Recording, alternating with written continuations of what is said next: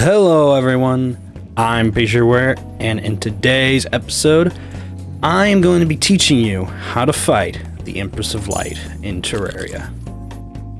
So, first things first, the Empress of Light is a hard mode boss that is normally after Golem is when you're probably going to fight it, because that's whenever you have easiest access to it. Now this is mostly going to be summoner based because that's what the class I'm playing right now, but you can use some of these strategies to help you in any fight. I believe this would work for anyone. This is just how I did it, and I even watched somebody else to get ideas of how to do it, but this is how I taught myself how to do it. So first things first, as I was saying, the Empress of Light is a hard mode boss that is completely optionable, and really it's only good for summoners, because it has the best whip in the game basically for summoners, and pretty much the best summon in the game for summoners, which is the Terraprisma, which you get from defeating it in the day.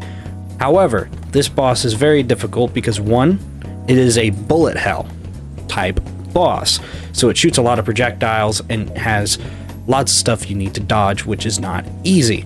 Secondly, to get the Terraprisma, you have to fight the Empress of Light in the day. Now, daytime form is very difficult because in the day, she only needs to hit you once and you will die. So, for all of you out there, the main trick you want to go for is actually having lots of dodge options. Now, I actually don't have on everything I need. I will have that on whenever I show off nighttime form, so I will be going and grabbing it in a bit, but you're going to want to have the hollowed armor. Why? Because its set bonus gives you holy protection buff, which gives you a guaranteed dodge for 30 seconds after hitting an enemy, and there's a certain amount of time that I don't know off the top of my head between each time that activates after it is used. So you get one dodge. Another one that you'll want to use is the Master Ninja Gear, which gives you a dodge, so you can double tap in any direction except up and down, and you can, dash, not dodge, and it gives about 10% chance to dodge an attack. So stacking with that, it gives you more chances. Then there's another item that I do not have, and it is not needed to beat it. Technically, you don't need any of these things if you're good enough, but I recommend it because it makes the fight so much easier, because you're not going to make it through without getting hit once, really, ever. And I would suggest the Brain of Confusion, which you get from defeating the Brain of Cthulhu in the Crimson, which is a Master Mode item. And now that one is the only one of the items I just mentioned that you can only get in Master Mode. Now, another thing that I would like to say about the boss is that the boss, the Empress of Light, is actually probably the easiest to learn how to fight in Master Mode, because Master Mode Empress of Light at night transfers directly into Master Mode Empress of Light in the day, because at night she has the exact same attack patterns in Master Mode as she does during the day in all the fights. So if you are eventually going to be trying to get the Terraprisma just like this, like I have, it was fun getting it, by the way. Now, for my strategy, you're going to want wings, and you're going to want the soaring insignia. So you have to beat it at least once, probably, which is possible. I did it. Another way you can beat it your first time is to use this. Use the Witch's Broom. And I will show you how that works in the first place. Basically, it's the same thing. It's just that the soaring insignia allows you to move a lot easier in the air than you can on the broom. You have a lot more mobility in all directions. So that's why I suggest, once you beat it once, put on the soaring insignia, it's better. Anyways, another thing, now moving on to weapons. So you probably won't have the kaleidoscope. So what I suggest that you summoners use that do not have the kaleidoscope is the Dark Harvest. This is a very good weapon. It does decent damage. It does 252 summon damage, and whenever it hits very fast, swinging, and also when it hits an enemy, it actually gains a buff that speeds up, so it starts hitting faster. It gains attack speed from striking enemies. So that's very, very good. Another one you could use is the Morning Star. It's a lot slower, but it does more damage. It does more damage base, but this one I feel like catches up because of the amount of speed it has. So it's pretty helpful. And now the other thing that you will probably that you will need because of how good it is, except for probably the Terraprisma, is the Sanguine Staff. You get these from Dreadnautiluses. Normally, if you're a summoner, you're going to be getting this thing really early on because it is that good. It's probably one of the best. I'm pretty sure it pretty much is the best summoner summon in the game because of how reliable it is. It may not be the most damaging. It only does 90 summon damage of the armor and stuff like that I have on. But it has a really good, what I call a tether. I believe Happy Days also calls it a tether. I don't know what it's actually called. But as you can see, they stay live me really easily. So even when I'm moving really fast, it's able to attack enemies and bosses, which you will need when you're fighting the Empress of Light. Because she's so fast, no other of your guys can keep up with you. So Raven Staff, Tempest Staff, Xeno Staff, they're too slow. They can't keep up really. So they won't be attacking enough. They won't be attacking often enough. And this fight is a war of attrition. Basically, it is just last until your minions kill the dang thing. So that is what I suggest. Now, anyways, let's get on to the time boss. All right, everyone. So I am back.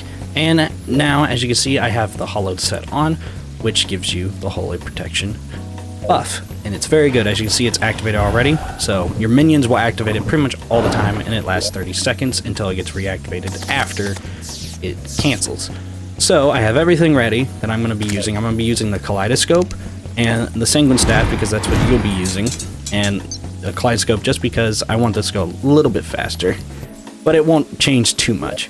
So another thing is you're going to be needing something known as Prismatic Lacewings.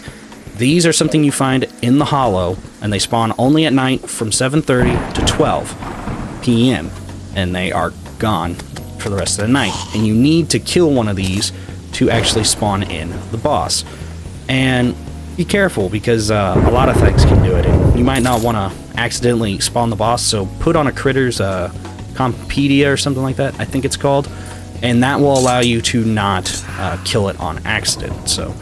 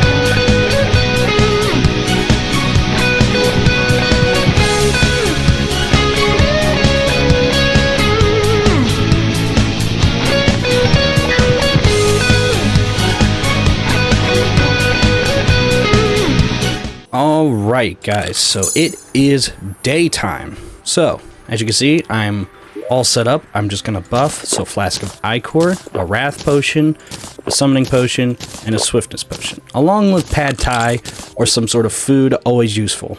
So, summon in those last two guys, get ready, and now we're going to fight it in the day. So be careful in this. So I'm not fully focusing. I think I will in this one, but it's the same pattern. Nothing changes, attack speed stays the same.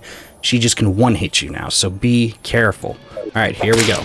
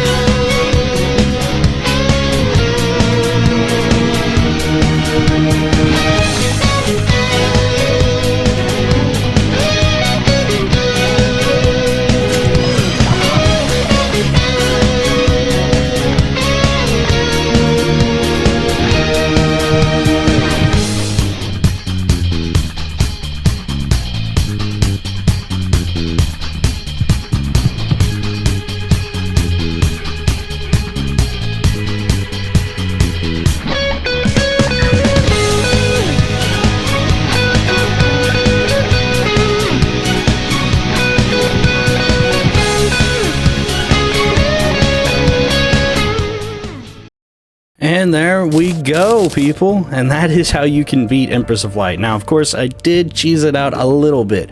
And by using the very, very OP Terraprisma, but I really just wanted to show you guys that that you can beat this boss. Now, of course, I use the exact same tactics. I use the Sanguine Staff. The Terraprisma just makes it 10 times easier because you don't have to survive for like half as long. You don't have to survive for as long as you do. With Sanguine Staff, you have to survive for... It's like a 4-minute long fight without the kaleidoscope. It's pretty long when you don't have it, so it can be pretty heartbreaking when you fight the boss 12 times trying to get it. Well, when you beat the boss 12 times just to get it. But that is how you can beat Empress of Light. Hopefully this can be helpful to you out there, young summoners that are playing 1.4. And, you know, I didn't do my best, but you know what? This just goes to show how hard this boss is and why it's actually pretty fun to fight her, and when you beat her, it's so rewarding. So anyways, I hope you guys enjoyed, and I'll see you guys later.